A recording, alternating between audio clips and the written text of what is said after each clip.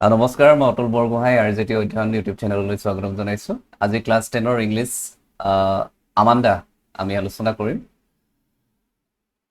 আমাৰ এই ভিডিঅ'টোৰ জৰিয়তে তোমালোকে পয়েম এক্সপ্লেনেশ্যনছ, কুৱেশ্যন আনচাৰ্ছ আৰু লাইন বাই লাইন এক্সপ্লেনেশ্যন তোমালোকে পাবা। গতিকে আশা কৰোঁ তোমালোকে ভিডিঅ'টো ভাল পাবা আৰু ভাল লাগিলে তোমালোকে লগৰ সমনীয়াৰ লগত শ্বেয়াৰ কৰিবলৈ নাপাহৰিবা। এতিয়া আমি আহিছোঁ আমাণ্ডাৰ মাজলৈ। আমাণ্ডা আমাণ্ডা কবিতাটো লিখিছে ৰবিন ক্লেইন নামৰ এগৰাকী অষ্ট্ৰেলিয়ান ৰাইটাৰ। আমাৰ Robin Klein is a well known Australian writer for author. She was born, আমি চবেই ভাবিছিলোঁ ৰবিন ক্লেইন এগৰাকী মেইল পইট, কিন্তু আমি ইয়াত গম পাইছোঁ যে তেওঁ এগৰাকী ফিমেল পইট। তেওঁৰ জন্ম হৈছিল 1936 28 ফেব্ৰুৱাৰীত। She is famous for her writing. আমি আগতো পাইছোঁ children's and young adult literature. Her works often focus on the thoughts, feelings, and problems of children and teenagers. তো এতিয়া আহিছোঁ আমি আমাণ্ডাৰ মাজলৈ। ইয়াত দিছে every child feels that she or he is controlled and instructed not to do one thing or another. You too may feel that your freedom is curtailed. Write down some of the things you want to do, but your parents/elders do not allow you to. To read the poem aloud from pairs, each reading alternate stanzas. You are in for a surprise. তো আমি এইটোত আমি খুব ধুনীয়া এটা message আছে আমাৰ এই কবিতাটোৰ জৰিয়তে। সাধাৰণতে আমাৰ ছাত্ৰ ছাত্ৰীসকলে কি কৰে, মাক দেউতাকে যিবিলাক কাম নকৰিবলৈ কয় বা বাধা দিয়ে, সেইবিলাক কাম কৰি তেওঁলোকে বিশেষকৈ ভাল পায়। গতিকে এই কবিতাটোৰ জৰিয়তে তেনে এগৰাকী ছোৱালী আমাণ্ডাৰ তেওঁ কাল্পনিক এটা চৰিত্ৰ অংকন কৰিছে, যাৰ জৰিয়তে তোমালোকক বুজাব বিচাৰিছে যে পেৰেণ্টছে আমাক যিকোনো কথা এনেই নকয়, কিবা এটা আমাৰ এটা গুৰুত্ব আছে বা অৰ্থ আছে। গতিকে সেই অৰ্থ বুজি আমি কামসমূহ কৰিব লাগে, আমি মা দেউতাৰ কথা শুনিব লাগে, সকলোকে শ্ৰদ্ধা কৰিব লাগে। তথাপি আমি কবিতাটোৰ মাজলৈ আহিছোঁ।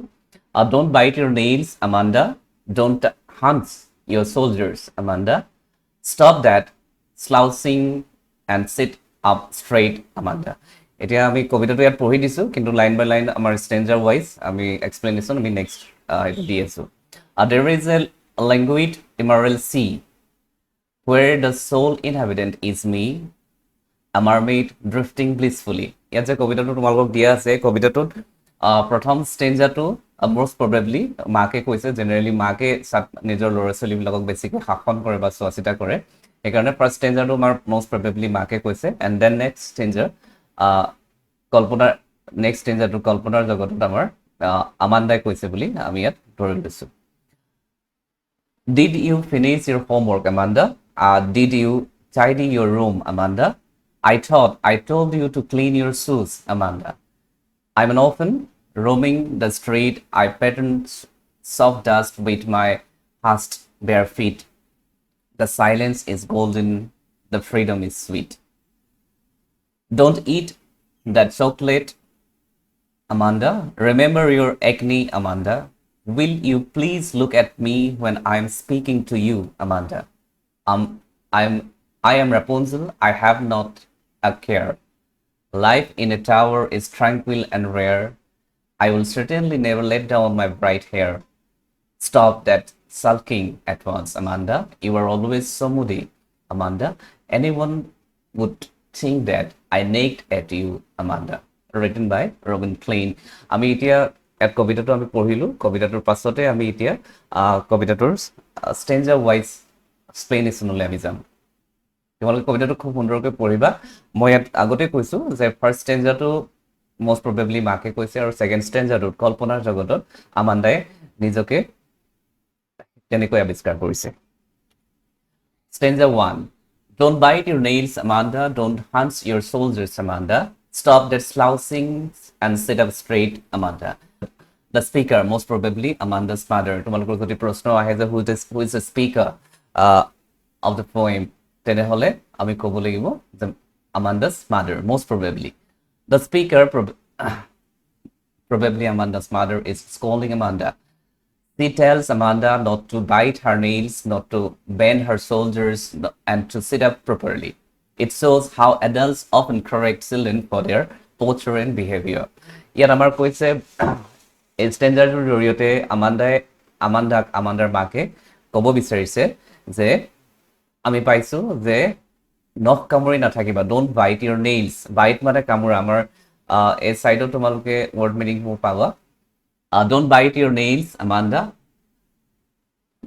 নখ নাকামুৰিবা Amanda. Don't hunch your shoulders, hunch মানে হৈছে বেণ্ড ফৰৱাৰ্ড, আগলৈ হাউলি থকা। গতিকে ইয়াত কৈছে আমাণ্ডাৰ মাকে যে নখ কামুৰি নাথাকিবা, এইটো এটা বেয়া অভ্যাস। লগতে আগলৈ হাউলিও নাথাকিবা, সুন্দৰকৈ এটা ভাল ভংগীমাত থিয় হ'বলৈ কৈছে।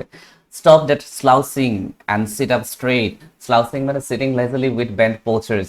আমি চকীখনত বহিলে সাধাৰণতে সুন্দৰকৈ নবহোঁ। আমি চকী এখনত এফালে হাউলি লওঁ, এফালে ভৰি এটা তুলি লওঁ, তেনেকুৱা ধৰণৰ। গতিকে তেনেকৈ বহিবলৈ নাই কোৱা, সুন্দৰকৈ বহিব কৈছে। এণ্ড চিট আপ ষ্ট্ৰেইট, আৰু খুব সুন্দৰকৈ ষ্ট্ৰেইটলি বহিবলৈ কৈছে আমাণ্ডাক কৈছে। ইয়াত কৈছে যে বক্তাজনে সম্ভৱতঃ আমাণ্ডাৰ মাক, ইয়াত আমাৰ অসমীয়াত দিয়া আছে, তোমালোকে পাবা। ইয়াত দিয়া আছে আমাণ্ডাক গালি পাৰিছে। তাই আমাণ্ডাক কয় যে, তাই মানে আমাণ্ডাৰ মাকৰ কথা কৈছে যে নখ কামুৰিব নালাগে, কাণ দুটা বেকা কৰিব নালাগে, আৰু ভালদৰে পোনকৈ বহিব লাগে। ইয়াত দেখুওৱা হৈছে যে প্ৰাপ্তবয়স্কসকলে, অৰ্থাৎ আমাৰ মা দেউতাই কি কৰে, শিশুৰ ভংগীমা আৰু আচৰণ কেনেকৈ প্ৰায়ে শুধৰাই দিয়ে, সেই কথাষাৰ এই ষ্টেঞ্জাটোৰ জৰিয়তে ক'ব বিচাৰিছে। মানে নিজৰ পেৰেণ্টছে নিজৰ ল'ৰা ছোৱালীক কেনেদৰে ভাল হ'বৰ কাৰণে বা ভাল ভংগীমা আনিবৰ কাৰণে, ভাল আচাৰ ব্যৱহাৰ, ভাল আচৰণ আনিবৰ কাৰণে প্ৰতিটো মুহূৰ্ততে কেনেদৰে শুধৰাই থাকে, সেই কথাষাৰ এই ষ্টেঞ্জাটোৰ জৰিয়তে কবিয়ে ক'ব বিচাৰিছে। তোমালোকে আমাৰ এই ছাইডত দিয়া ৱৰ্ড মিনিংখিনি তোমালোকে দেখিছা। এই ৱৰ্ড মিনিংখিনি তোমালোকে চাবা, আৰু পৰীক্ষাত আহে দেই। সেইকাৰণে তোমালোকৰ কাৰণে আমি ৱৰ্ড মিনিংখিনিৰ ব্যৱস্থা কৰিছোঁ। তোমালোকে এইখিনি চাই ল'বা খুব ধুনীয়াকৈ, আৰু মনত ৰাখিবলৈ যত্ন কৰিবা, আৰু পাৰিলে তোমালোকে ইয়াৰ এটা স্ক্ৰীনশ্বট লৈ ল'বা। এতিয়া আহিছোঁ আমি ষ্টেঞ্জা 2। ষ্টেঞ্জা 2ত আমাৰ কোৱা হৈছে আমাণ্ডাৰ যিখিনি মনৰ কথা, আমাণ্ডাই কাল্পনিক জগতলৈ গৈ তেওঁ নিজকে কেনেধৰণে আৱিষ্কাৰ কৰে, সেই কথাষাৰ আমি এই ছেকেণ্ড ষ্টেঞ্জাৰ জৰিয়তে আমি পাব পাৰোঁ। অৰ্থাৎ ফাৰ্ষ্ট ষ্টেঞ্জাটোত আমাৰ পাইছিলোঁ, ফাৰ্ষ্ট ষ্টেঞ্জাটোত আমাণ্ডাৰ মাকে আমাণ্ডাক কৈছিল যে নখ নাকামুৰিবা, কাণ দুটা বেকা কৰি থিয় হ'ব নালাগে, বা আমি যেনে সাধাৰণতে কেতিয়াবা ভৰি দুখন লৰাই থাকোঁ, সেই ভৰি লৰাই থাকিব নালাগে। এনেদৰে কেনেকৈ আমি সুন্দৰকৈ আৰু শান্তকৈ আমি বহিব পাৰোঁ, নিজৰ ভংগীমাসমূহ কেনেকৈ, আচৰণসমূহ কেনেকৈ শুধৰাব পাৰোঁ, সেই বিষয়ে আমাণ্ডাৰ মাকে এই ষ্টেঞ্জাটোৰ জৰিয়তে বৰ্ণনা কৰিছে। এতিয়া ষ্টেঞ্জা 2ত আমাণ্ডাই কেনেধৰণে নিজকে কল্পনা কৰিব বিচাৰিছে, এই ষ্টেঞ্জাটোৰ জৰিয়তে আমি পাম। There is a languid emerald sea where the sole inhabitant is me, a mermaid drifting blissfully. এই ষ্টেঞ্জাটোত ক'ব বিচাৰিছে, Amanda imagines escaping to a peaceful green sea where she is a mermaid. Mermaid মানে তোমালোকে জানা, মাৰ্মেইড মানে হৈছে এগৰাকী জলপৰী। জলপৰী তোমালোকে দেখিছা, আৰু এটা পিকচাৰ ইয়াত দিয়া আছে মাৰ্মেইডৰ, এইটো তোমালোকে দেখিছা। তোমালোকে মাৰ্মেইডৰ চিনেমাবিলাক চাইছা সাধাৰণতে, তাতো তোমালোকে দেখিবলৈ পাইছা। এইটো অলৰেডি তোমালোকে জানা কেনেকুৱা ধৰণৰ মাৰ্মেইড বা কি, তোমালোকে ভালদৰে জানা। ইয়াত ছেকেণ্ড ষ্টেঞ্জাটোত আমাণ্ডাই ইমাজিন কৰিছে, নিজকে কল্পনা কৰিছে, escaping to a peaceful green sea where she is a mermaid. নিজকে এগৰাকী মাৰ্মেইড হিচাপে তেওঁ কল্পনা কৰিছে। তেওঁ ভাবিছে যে মাৰ্মেইডসকলে খুব সুন্দৰকৈ স্বাধীনভাৱে তেওঁ মুকলিমূৰীয়াকৈ ঘূৰি ফুৰিব পাৰে। গতিকে যেতিয়া আমাণ্ডাৰ মাকে কৈছিল যে তুমি নখ কামুৰি নাথাকিবা, বা তুমি ভৰিখন লৰাই বা আগফালে হাউলি বহি নাথাকিবা, বা চকী এখনত বহিলে সুন্দৰকৈ বহিবা, এনেধৰণৰ কথাবোৰ কৈছিল, তেতিয়া আমাণ্ডাই নিজকে এগৰাকী মাৰ্মেইড হিচাপে কল্পনা কৰিছে। মাৰ্মেইডে খুব ধুনীয়াকৈ সাগৰত এমাৰেল্ড চি ৱৰ্ডটো তোমালোকে ইয়াত পাইছা, এমাৰেল্ড চি। এমাৰেল্ড মানে হৈছে আমাৰ ব্ৰাইট গ্ৰীণ, উজ্জ্বল সেউজীয়া। The colour of a precious green gemstone. তোমালোকে পিকচাৰটো দেখিবলৈ পাইছা, এইটো পিকচাৰ আমি দি দিছোঁ। গতিকে এমাৰেল্ড চিট কেনেদৰে মাৰ্মেইডসকলে অকলশৰে খুব সুন্দৰকৈ মুক্ত মনেৰে ঘূৰি ফুৰিব পাৰে, ঠিক তেনেকৈ আমাণ্ডায়ো নিজকে মাক দেউতাকৰ এই বাধা বিঘিনি বা তেওঁ যিকোনো শুধৰাব বিচাৰিছিল এইবিলাকৰ পৰা আঁতৰি কেনেকৈ সুন্দৰকৈ সুখেৰে ফ্ৰীলি ইয়াত দিছে she is alone and happy drifting freely in the water, কেনেধৰণে পানীত ঘূৰি ফুৰিব পাৰিব তাৰ কথা তেওঁ নিজকে কল্পনা কৰিছে, এগৰাকী মাৰ্মেইড হিচাপে নিজকে আৱিষ্কাৰ কৰিছে। এতিয়া আহিছোঁ আমাৰ ষ্টেঞ্জা 3। ষ্টেঞ্জা 3ত পুনৰ মষ্ট প্ৰবেবলি আমাৰ আমাণ্ডাৰ মাকে ক'ব বিচাৰিছে, did you finish your homework? Generally আমাৰ মা দেউতাই সদায় কয় যে স্কুলত আজি হোমৱৰ্ক দিলে নেকি, আৰু হোমৱৰ্ক যদি দিলে তেনেহ'লে তুমি হোমৱৰ্কখিনি কৰি লোৱা। Did you finish your homework Amanda? Did you tidy your room Amanda? I thought I told you to clean your shoes, Amanda. এনেকৈ কৈছে, চোৱা ইয়াত কৈছে আমাণ্ডাই কৈছে যে আমাণ্ডাক মাকে কৈছে যে তুমি তোমাৰ হোমৱৰ্কখিনি শেষ কৰিলা নেকি, তোমাৰ যিখিনি হোমৱৰ্ক কৰিবলৈ দিছিলে স্কুলত সেই হোমৱৰ্কখিনি তুমি শেষ কৰিলা নেকি? Did you tidy your room? তুমি নিজৰ ৰুমটো চাফা কৰিলানে? আই থট মই ভাবোঁ মই তোমাক তোমাৰ জোতাযোৰ চাফা কৰিবলৈ কৈছিলোঁ, গতিকে সেই সকলোবোৰ কাম কৰিলানে? গতিকে এইবোৰ সাধাৰণতে আমি দৈনন্দিন জীৱনত আমি আমাৰ ঘৰত পাই অহা কিছুমান আমাৰ কথা, যিবোৰ কথা আমাৰ এই কবিতাটোৰ জৰিয়তে খুব সুন্দৰকৈ ৰবিট ক্লেইন নামৰ কবিগৰাকীয়ে উত্থাপন কৰিব বিচাৰিছে। ইয়াত আমাৰ এতিয়া এক্সপ্লেনেশ্যনটো চোৱা। Again the adult is asking Amanda if she finished her homework, cleaned her room and polished her শ্বুজ। These are common instruction children hear every day. এতিয়া কৈছে চোৱা, এইবিলাক মই কৈছে দৈনন্দিন জীৱনত আমি যিবোৰ ইনষ্ট্ৰাকশ্যন পাই থাকোঁ ঘৰত মা দেউতাৰ পৰা, এই সকলোবিলাক কথাই ইয়াত আমাৰ কবিতাটোৰ জৰিয়তে খুব সুন্দৰকৈ প্ৰকাশ কৰিছে। ইয়াত কৈছে যে প্ৰাপ্তবয়স্কজনে, মানে প্ৰাপ্তবয়স্ক মানে কাৰ কথা কৈছে? মাকৰ কথা কৈছে। গতিকে মাকে আকৌ আমাণ্ডাক কি বুলি কৈছে? আমাণ্ডাক সুধিছে যে তাইৰ হোমৱৰ্ক শেষ কৰিলে নেকি, আৰু কোঠাটো চাফা কৰিলে নেকি, আৰু তাৰপিছত যদি কোঠা চাফা কৰা হৈ গ'ল তেওঁ তেনেহ'লে স্কুললৈ পিন্ধি যোৱা জোতাযোৰ পলিচ কৰিলে নেকি। গতিকে এইবোৰ কাম শিশুৱে সাধাৰণতে নিজে কৰিবলৈ খুব বেয়া পায়, মাক দেউতাকে কৰি দিয়ালৈ বাট চাই থাকে, কিন্তু আমি প্ৰত্যেকেই নিজৰ নিজৰ কামসমূহ নিজে নিজে কৰি যাব লাগে। আমি নিজৰ কাম নিজেই কৰি যাব পৰা এটা আমাৰ গুণ আমি নিজেই গঢ়ি ল'ব লাগে, যাতে আমি নিজৰ কামৰ কাৰণে আনৰ ওপৰত নিৰ্ভৰ কৰিব লগা নহয়। কিন্তু এইবিলাক গুণ আচলতে ঘৰত মা দেউতাকে দিব বিচাৰে, কিন্তু আমাৰ ছাত্ৰ ছাত্ৰীসকলে সাধাৰণতে ল'ব নিবিচাৰে। গতিকে এনেধৰণৰ কামবোৰ আমনিদায়ক কাম বুলি ভাবে, কিন্তু নহয়। আমি নিজকে যদি এজন সুন্দৰ ব্যক্তি হিচাপে গঢ়ি তুলিবলৈ হয় তেনেহ'লে এইবোৰ কাম আমাৰ কাৰণে খুব প্ৰয়োজনীয়। গতিকে এই ষ্টেঞ্জাটোৰ জৰিয়তে আমাণ্ডাৰ মাকে আমাণ্ডাক কৰিব লগা কামৰ যিখিনি ইনষ্ট্ৰাকশ্যনখিনি দিছে, তাৰপিছত আমাণ্ডাৰ মনলৈ কেনেধৰণৰ প্ৰতিক্ৰিয়া আহিছে আমি সেইখিনি এপিছৰ ষ্টেঞ্জা নম্বৰ 4ত আমি পঢ়িম। ষ্টেঞ্জা নম্বৰ 4, ইয়াত আমাণ্ডাই নিজে কল্পনা কৰি কেনেধৰণে নিজকে কল্পনা কৰিছে আমি ইয়াত জানিম। I am an orphan roaming the street, I pattern soft dust with my hushed and bare feet, the silence is golden, the freedom is sweet. ইয়াত আমাণ্ডাই নিজকে এগৰাকী অৰ্ফেন মানে তোমালোকে জানা, অৰ্ফেন মানে হৈছে অনাথ, এগৰাকী অনাথ শিশু হিচাপে আমাণ্ডাই নিজকে কল্পনা কৰিছে, আৰু কল্পনা কৰি কৈছে যে মই অকলশৰে গোটেই ৰাস্তাবোৰত ঘূৰি ফুৰিম। ৰোমিং মানে ইয়াত আমি পাইছোঁ। চ' অৰ্ফেন মানে হৈছে এ চাইল্ড উইদাউট পেৰেণ্টছ, যাৰ মাক দেউতাক কোনো নাথাকে তেওঁক কোৱা হয় আমি অৰ্ফেন বুলি কোৱা হয়। ৰোমিং মানে হৈছে ৱণ্ডাৰিং ফ্ৰীলি, অনাই বনাই অকলশৰে যেনি তেনি লক্ষ্যবিহীনভাৱে ঘূৰি ফুৰাটোক ৰোমিং বুলি কয়।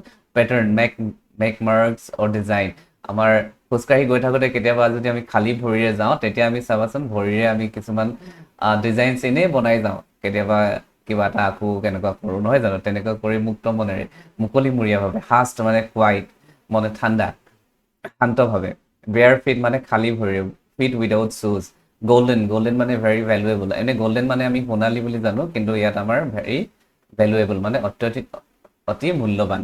ফ্ৰীডম মানে হৈছে লিবাৰ্টি বা ইণ্ডিপেণ্ডেঞ্চ, ফ্ৰীডম মানে স্বাধীনতা আমি জানো, চুইট মানে হৈছে ইয়াত প্লিজেণ্ট আৰু এনজয়েবল। ইয়াত আমাৰ দিছে চোৱা, এতিয়া আমি আহিছোঁ এক্সপ্লেনেশ্যনলৈ। Amanda dreams of being an orphan so that no one would give her orders. So আমাণ্ডাই নিজকে এগৰাকী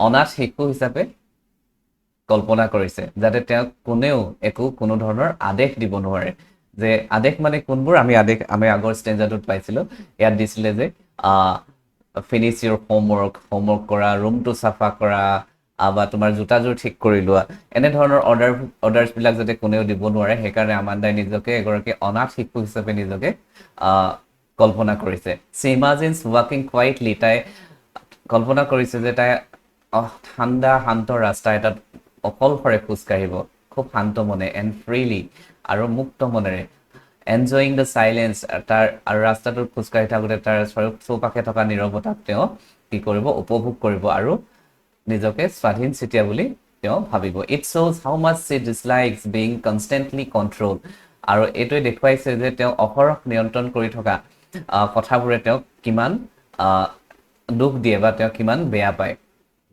ইয়াত অসমীয়াটো আমাৰ দিয়া আছে তোমালোকে চোৱা আমাণ্ডাই অনাথৰ সপোন দেখে যাতে তেওঁক কোনেও কোনোকালে আদেশ দিব নোৱাৰে তাই কল্পনা কৰে যে ৰাস্তাত নীৰৱে আৰু মুক্ত মনেৰে খোজকাঢ়িব মৌনতা আৰু স্বাধীনতাবোৰ উপভোগ কৰিব ইয়াৰ পৰাই বুজা যায় যে তাই অহৰহ নিয়ন্ত্ৰণত থকাটো কিমান অপচন্দ কৰে মানে বান্ধোনত বান্ধ খাই থাকিবলৈ বেয়া পায় মুকলিমূৰীয়াভাৱে শান্ত স্বাধীনভাৱে তেওঁ ঘূৰি ফুৰিবলৈ বা নিজৰ কামসমূহ নিজৰ মতে চলি যাবলৈ তেওঁ বিচাৰে গতিকে এইটো ষ্টেঞ্জত আমি আমাণ্ডাই মাক দেউতাকে কোৱাৰ পাছত বা মাকে কোৱাৰ পাছত মাকে যিখিনি ইনষ্ট্ৰাকশ্যনখিনি দিয়াৰ পাছত তেওঁৰ মনলৈ কেনেকৈ ধৰণৰ ভাৱ বা অনুভূতি আহে এই অনুভূতিখিনি কবিয়ে খুব সুন্দৰকৈ আৰু সাৱলীল ভাষাৰে এই ষ্টেঞ্জাটোত প্ৰকাশ কৰিছে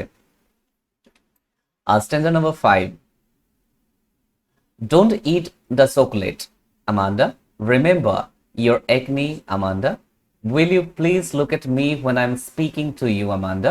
ইয়াত পুনৰ আমাণ্ডাৰ মাকে আমাণ্ডাক কৈছে যে তুমি চকলেট নাখাবা আৰু তোমাৰ যে গালত যিবিলাক একনি হৈছে একনি মানে হৈছে পিম্পলছ বা এনেকুৱা ধৰণৰ সৰু সৰু দাগ যিবোৰ বয়স বাঢ়ি অহাৰ লগে লগে সাধাৰণতে আমাৰ মুখত দেখিবলৈ পোৱা যায় গতিকে তুমি চকলেট নাখাবা আৰু চকলেট খোৱাৰ লগতে নোখোৱাৰ লগতে তোমাৰ যিখিনি একনি হৈছে একনিখিনিলৈ মনত ৰাখিবা will you please look at me when I am speaking to you আৰু মই যেতিয়া তোমালৈ কৈ থাকোঁ তেতিয়া তুমি মোলৈ চাবা বেলেগলৈ চাই নাথাকিবা এনেকৈ আই কণ্টেক্ট ৰাখিবলৈ তেওঁ কৈছে ইয়াত আমাৰ এটা এক্সপ্লেনেশ্যনটো দিছে Amanda is told not to eat chocolates because it may cause pimples ইয়াত একনে শব্দটোৰ ব্ৰেকেটত দিছে আৰু ইয়াত খুব ধুনীয়াকৈ মিনিংটো দি দিছে একনে মানে হৈছে পিম্পলছ ইয়াত তোমালোকে দেখিবলৈ পাইছা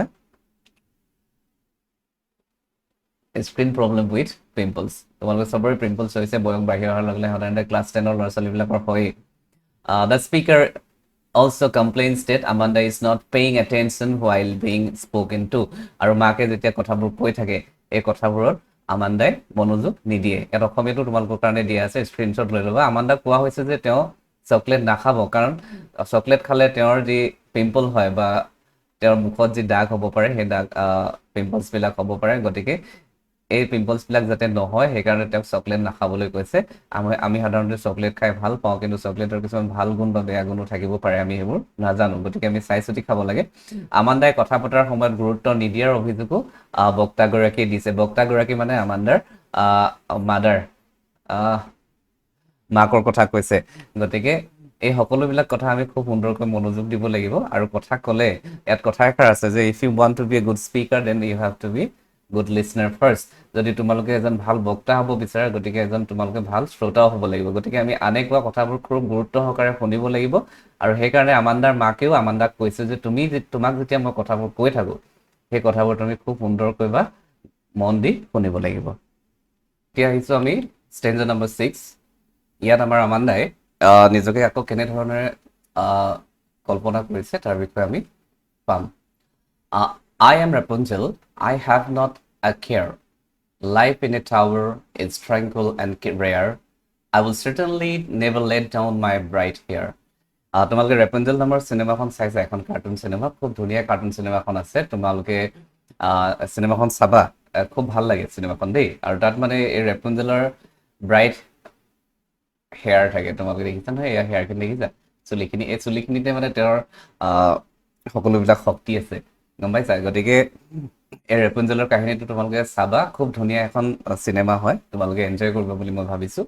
ইয়াত কি বুলি কৈছে চোৱা, আমান্দায়ো নিজকে এগৰাকী ৰেপুঞ্জেল হিচাপে ৰেপুঞ্জেল বুলি কল্পনা কৰিছে। ইয়াত কৈছে I am Rapunzel, I have not a care, life in a tower is tranquil and rare, I will certainly never let down my bright hair। ইয়াত আমান্দাই কি বুলি কৈছে, ইয়াত ৱৰ্ড মিনিংটো আগতে চাই লৈছোঁ আমি। ৱৰ্ড মিনিঙত কৈছে চোৱা, Rapunzel a fairy tale girl with very long hair, এগৰাকী পৰী, ফেৰী টেইল গাৰ্ল বুলি কৈছে, উইথ ভেৰি লং হেয়াৰ, তাইৰ চুলিখিনি বহুত দীঘল, ওপৰৰ এটা টাৱাৰত থাকে, টাৱাৰটোৰ পৰা একেবাৰে তললৈকে তেওঁ চুলিখিনি পাৰি দিব পাৰে। ট্ৰেংকুইল মানে কাম আৰু পিচফুল, ৰেয়াৰ মানে হৈছে unusual, special, certainly, definitely, let down, lower or drop। ইয়াত কৈছে চোৱা, এক্সপ্লেনেশ্যনটো দিয়া আছে, Amanda imagines herself as Rapunzel, a fairy tale character who lives in a tower. আমান্দাই নিজকে এগৰাকী কি বুলি কৈছে, Rapunzel a fairy tale character who lives in a tower, নিজকে এগৰাকী সাধুকথাৰ, টাৱাৰত বাস কৰা সাধুকথাৰ চৰিত্ৰ ৰেপুঞ্জেল হিচাপে কল্পনা কৰিছে। But unlike the story, Amanda doesn't want এনিৱান টু কাম টু হাৰ। আৰু কিন্তু কাহিনীটোৰ দৰেই আমান্দাই নিবিচাৰে যে তাইৰ ওচৰলৈ কোনোবা আহিব, তাই অকলশৰে থাকিব বিচাৰিছে। She wants to live peacefully, তাই শান্তিৰে বাস কৰিব বিচাৰিছে। And alone in her tower, আৰু অকলশৰে তাই নিজৰ টাৱাৰত শান্তিৰে আৰু অকলশৰে থাকিব বিচাৰিছে। ফ্ৰী ফ্ৰম দ্য ৱৰ্ল্ড, পৃথিৱীৰ পৰা মুক্ত, সকলোবিলাক বাধা বিঘিনিৰ পৰা, আদেশৰ পৰা মুক্ত, তাইক যাতে কোনো ধৰণৰ কোনেও আদেশ দিব নোৱাৰে, এই সকলোবিলাকৰ পৰা মুক্ত হৈ তেওঁ এটা টাৱাৰত অকলশৰে জীৱন যাপন কৰিব বিচাৰিছে। ইয়াৰ পিছতে আহিছোঁ আমি নেক্সট ষ্টেঞ্জাৰ নম্বৰ 7। আমাৰ ইয়াত কৈছে, আমান্দাৰ মাকে, মষ্ট প্ৰবেবলি আমান্দাৰ মাকে কৈছে, stop that sulking at once, Amanda. You are always so moody, Amanda.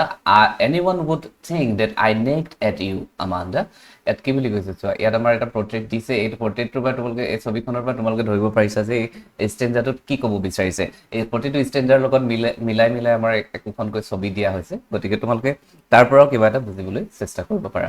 ইয়াত কৈছে যে the adult tells Amanda to stop sulking and being moody. আমান্দাক প্ৰাপ্তবয়স্কজনে অৰ্থাৎ মাকে কয় যে অলপ কথাতে কিয় খং কৰা, বা অলপ কথাতে কিয় অভিমান কৰা। এই সকলোবিলাক অলপ কথাতে যদি খং কৰা হয়, অলপ কথাতে যদি আমাৰ অভিমান কৰা হয়, তেনেহ'লে কোনেও দেখোন তোমালোকক একো ক'বই নোৱাৰিব। সেইকাৰণে আমান্দাক মাকে কৈছে যে অলপ কথাতে কেতিয়াও খং কৰিব নালাগে, বা অলপ কথাতে কেতিয়াও আমি অভিমান কৰি আঁতৰিব নালাগে, আমি কথাবোৰ বুজিব লাগে। আৰু সেইকাৰণে আমান্দাৰ মাকে আমান্দাক এই কথাবোৰ বুজাব বিচাৰিছে যে অকমানতে তোমালোকে খং কৰিব নালাগে, অকমানতে কেতিয়াও আমি অভিমান কৰিব নালাগে, আমি প্ৰতিটো কথা সুন্দৰকৈ আৰু সূক্ষ্মভাৱে আমি পৰ্যবেক্ষণ কৰিব লাগে। She always says that people might think she keeps nagging Amanda all the time. সেইটো আমান্দা খুব খেংখেঙীয়া স্বভাৱৰ হৈ গৈছে, বা অলপ কথাতে খং কৰা হৈ গৈছে। গতিকে আমান্দাক মাকে কৈছে যে মানুহে ভাবিব যে আমান্দাক মাকে প্ৰতিটো সময়তে গালি পাৰি থাকে, প্ৰতিটো সময়তে কিবা নহয় কিবা এটা কৰি খেংখেঙাই থাকে। সেইকাৰণে হয়তো আমান্দা ইমান মুডি হৈছে, বা ইমান খঙাল হৈছে, বা অলপ কথাতে খং কৰা ধৰণৰ হৈছে। Even though that's exactly what is she doing, যদিও তেওঁ সঠিকটোৱে কৰি আছে, যদিও মাকে তাইক ভাল পথেৰে নিবৰ কাৰণেই চেষ্টা কৰি আছে, তথাপিও যদিও মাকে আমান্দাক ভাল কথাবোৰেই বুজাব বিচাৰিছে, তথাপিও মানুহে ভাবিব যদি আমান্দা অলপ কথাতে খঙাল হৈ যায়, বা অলপ কথাতে অভিমান কৰি, বা কিবা এটা কাম মানুহৰ লগত ভালদৰে কথা নপতা, কিবা এটা ভালকৈ ৰেছপন্স নকৰা, বা মানুহে কথা ক'লে মানে ভালকৈ এটেনশ্যন নিদিয়া, এনেকুৱা কামবোৰ যদি কৰি থাকে, তেতিয়া নিশ্চয় কি হ'ব, মানুহে ভাবিব যে আমান্দাক মাকে প্ৰতিটো কথাতে গালি পাৰি থাকে বা খেংখেঙাই থাকে। ইট শ্ব'জ misunderstanding between children and adults. আৰু এই ষ্টেঞ্জাৰটোত আমি দেখিবলৈ পাইছোঁ যে ছাত্ৰ ছাত্ৰী বা ল'ৰা ছোৱালী আৰু মাক দেউতাকৰ মাজত কেতিয়াবা কিছুমান কথাত মিছ আণ্ডাৰষ্টেণ্ডিং আহে। সাধাৰণতে ল'ৰা ছোৱালীবিলাকে ভাবে যে মাক দেউতাকে তেওঁলোকক সদায় খং কৰি থাকে, কিন্তু কথা এষাৰ আছে, সূৰ্যৰ তাপ আৰু মাক দেউতাকৰ খং যেতিয়ালৈকে সহিব পাৰিব তেতিয়ালৈকে সকলো ঠিকে থাকিব, যেতিয়া সহিব নোৱাৰিব তেতিয়া সকলো কথাতে আমাৰ বিপদ আহে গতিকে আমি মাক দেউতাকৰ কথা আমি সদায় শুনিব লাগে নহয় জানো ইয়াত আমাৰ এই ষ্টেঞ্জাৰটোৰ জৰিয়তে আমাণ্ডাৰ মাকে মষ্ট প্ৰবেবলি আমাণ্ডাৰ মাকে ক'ব বিচাৰিছে যে তুমি প্ৰতিটো কথাতে বা কম কথাতে খং কৰিলে নহ'ব তুমি ইমান অধৈৰ্য হ'লে নহ'ব তুমি ধৈৰ্য ধৰিব লাগিব প্ৰত্যেকটো কথা সুন্দৰকৈ সূক্ষ্মভাৱে পৰ্যবেক্ষণ কৰিব পৰা হ'ব লাগিব তেতিয়াহে এগৰাকী ভাল মানুহ হ'ব ভৱিষ্যতে হ'ব পাৰিবা বুলি আমাণ্ডাৰ মাকে আমাণ্ডাক ক'ব বিচাৰিছে হ'ব পাৰা গতিকে আমি গোটেই কবিতাটো আমি পঢ়িলোঁ ষ্ট্ৰেঞ্জাৰ ৱাইজ তোমালোকক এক্সপ্লেনেশ্যনছ দিলোঁ এতিয়া আমি গোটেই কবিতাটোৰ এটা এক্সপ্লেনেশ্যনছ তোমালোকে সাৰাংশ এটা চামাৰী এটা তোমালোকক দিব বিচাৰিছোঁ যাতে তোমালোকে গোটেই কবিতাটো খুব কমকৈ তোমালোকে বুজি ল'ব পাৰা ইয়াতে আমাৰ দিয়া আছে দ্য পয়েম ইজ এবাউট আ গাৰ্ল নেম আমাণ্ডা এতিয়া কবিতাটো কাৰ ওপৰত ৰচনা কৰা হৈছে বুলি ক'লে আমি ক'ব লাগিব যে কবিতাটো আমাণ্ডাৰ ওপৰত ৰচনা কৰা হৈছে who is always being scolded by an adult probably her mother যাক প্ৰতিটো সময়তে এনি টাইম যিকোনো সময়তে মাকৰ দ্বাৰা গালি পৰা হয় বুলি কৈছে she is told not to bite her nails sit up straight do her homework clean her room and not to eat chocolates because of acne ইয়াত কৈছে যে কবিতাটোত আমাণ্ডা নামৰ ছোৱালীজনীক সদায় এজন প্ৰাপ্তবয়স্কই গালি পাৰি থাকে সম্ভৱতঃ তাইৰ মাকে আমি ইয়াত অকল মাক বুলি যদি আমি ডাইৰেক্টলি আমি কৈ দিব নোৱাৰোঁ ইয়াত মাকো হ'ব পাৰে দেউতাকো হ'ব পাৰে কিন্তু ইয়াত আমি খুব সম্ভৱতঃ শব্দটো আমি সেইকাৰণে আমি ইয়াত ব্যৱহাৰ কৰিছোঁ মাক বুলি কৈছোঁ ঠিক আছে তাইক কোৱা হয় যে নখ কামুৰিব নালাগে পোনে পোনে বহি থাকিব লাগে ঘৰুৱা কাম কৰিব লাগে মাক দেউতাকক কামত সহায় কৰিব লাগে কোঠাবোৰ চাফা কৰিব লাগে আৰু যাতে পিম্পলছ নোলায় যে আমি হাল মইনা বুলি কওঁ নহয় জানো যাতে পিম্পলছ যাতে নোলায় সেই পিম্পলছ নোলাবৰ কাৰণে চকলেট খাব নালাগে আৰু চকলেট খোৱাটো সাধাৰণতে দাঁতৰ কাৰণেও বেয়া আৰু অত্যাধিক চকলেট খালে আমাৰ লিভাৰৰ কাৰণেও বেয়া ধমক তাৰপিছত চোৱা while being scolded Amanda imagines different worlds where she is free and happy আৰু যেতিয়া আমাণ্ডাক গালি পৰা হয় আমাণ্ডাই নিজকে বেলেগ এখন পৃথিৱীৰ বেলেগ এখন দুনিয়াত নিজকে আৱিষ্কাৰ কৰে যিখন দুনিয়াত নেকি তেওঁ ফ্ৰী আৰু হেপিলি থাকিব পাৰে she dreams of being an mermaid তাই নিজকে এগৰাকী মাৰ্মেড হিচাপে এগৰাকী জলপৰী হিচাপে নিজকে কল্পনা কৰিছে in the sea an orphan ৱাকিং alone in peace আৰু এগৰাকী অনাথ শিশু হিচাপে নিজকে কল্পনা কৰিছে আৰু কল্পনা কৰি নিজকে এটা নীৰৱ ৰাস্তাত এটা অকলশৰীয়া ৰাস্তাত নিৰ্জন ৰাস্তাত শান্ত মনেৰে খোজকাঢ়ি থকা এটা অনাথ শিশু বুলি নিজকে তুলনা কৰিছে তাৰ পাছত তেওঁলোকে নিজকে ৰেপুঞ্জেল হিচাপে ফেৰিটেলৰ এগৰাকী খুব এটা জনপ্ৰিয় কেৰেক্টাৰ ৰেপুঞ্জেল হিচাপে নিজকে কল্পনা কৰিছে আৰু ৰেপুঞ্জেলৰ দৰে টাৱাৰত তেওঁ বাস কৰিব বিচাৰিছে য'ত নেকি কোনেও তেওঁক কি কৰিব নোৱাৰে আমনি কৰিব নোৱাৰে দিছ dreams so that Amanda wants freedom and escape from rules এনেকুৱা ধৰণৰ হাৰ্ড এণ্ড ফাৰ্ষ্ট ৰুলৰ পৰা হাৰ্ড এণ্ড ফাৰ্ষ্ট মানে ধৰা বন্ধা কিছুমান নীতি নিয়ম আমাৰ ঘৰত থাকে নহয় জানো তুমি আমুকটো কৰিব নোৱাৰা তুমি আমুকটো কিয় কৰিলা আমুকলে কিয় নগ'লা এনেকুৱা ধৰণৰ যিবিলাক আমাৰ নীতি নিয়ম আছে এই নীতি নিয়মবিলাকৰ পৰা আঁতৰি আমাণ্ডাই নিজকে এগৰাকী ফ্ৰী স্বাধীন চিটিয়া ছোৱালী হিচাপে নিজকে আৱিষ্কাৰ কৰিব বিচাৰিছো বা নিজকে বিচাৰে আৰু ইয়াত আমাৰ অসমীয়াত দেখিছেনে ধমক খোৱাৰ পাছত বা গালি খোৱাৰ সময়ছোৱাত আমাণ্ডাই বিভিন্ন জগতৰ কল্পনা কৰে য'ত তাই নিজকে মুক্ত আৰু সুখী বুলি অনুভৱ কৰে তোমালোকে বিভিন্ন ধৰণৰ গল্পও পঢ়িবলৈ পাবা এনেকুৱা ধৰণৰ ইয়াৰ লগত জড়িত তোমালোকে গল্পসমূহ পঢ়িবা যাৰ জৰিয়তে নেকি তোমালোকে নিজৰ উত্তৰসমূহ সুন্দৰকৈ লিখিব পাৰিবা তাই সপোন দেখে যে তাই সাগৰত জলপৰি শান্তিৰে অকলে খোজকাঢ়ি যোৱা অনাথ শিশু আৰু টাৱাৰত নীৰৱে বাস কৰা ৰেপুঞ্জেল এই সপোনবোৰে দেখুৱাই দিছে যে আমাণ্ডাই তেওঁৰ ব্যক্তিগত জীৱনত স্বাধীনতা বিচাৰে আৰু শাসনৰ পৰা পলায়ন কৰিব বিচাৰে ইয়াৰ মানে এইটো নহয় যে তোমালোকে মাক দেউতাকৰ কথা একেবাৰে নুশুনিবা কিন্তু অত্যধিক শাসন কৰিলেও বেয়া নহয় জানো কিছুমান কাম আমি স্বাধীন চিটিয়াভাৱেও কৰিব লাগে তথাপিও কিন্তু মা দেউতাৰ কথা আমি সদায় শুনিব লাগে মা দেউতাৰ কথা যিসকলে নুশুনে তেওঁলোকে কিন্তু সদায় বিপদত পৰে গতিকে মৰমৰ ছাত্ৰ ছাত্ৰীসকল তোমালোকে মা দেউতাৰ কথা শুনিবা আৰু মা দেউতাই কৰিবলৈ দিয়া প্ৰতিটো কাম বা মা দেউতাৰ প্ৰতিটো কামতে তোমালোকে সহায় কৰিবলৈ যত্ন কৰিবা গতিকে মৰমৰ ছাত্ৰ ছাত্ৰীসকল তোমালোকক কবিতাটো মই ষ্টেঞ্জা ৱাইজ আৰু লাষ্টত এই চামাৰী দি আজিৰ এই ভিডিঅ'টো আমি সামৰিব বিচাৰিছোঁ যদি তোমালোকৰ কিবা ধৰণৰ সুধিব লগা থাকে যদি কিবা নুবুজা থাকে তোমালোকে কমেণ্ট বক্সত আমাক কমেণ্ট কৰিবা আমি তোমালোকৰ কমেণ্ট অনুসৰি আমি পুনৰ সেই ষ্টেঞ্জাটো বা সেই তোমালোকে নুবুজা কথাখিনি আমি বুজাবলৈ চেষ্টা কৰিম আজিলৈ আহিছোঁ ধন্যবাদ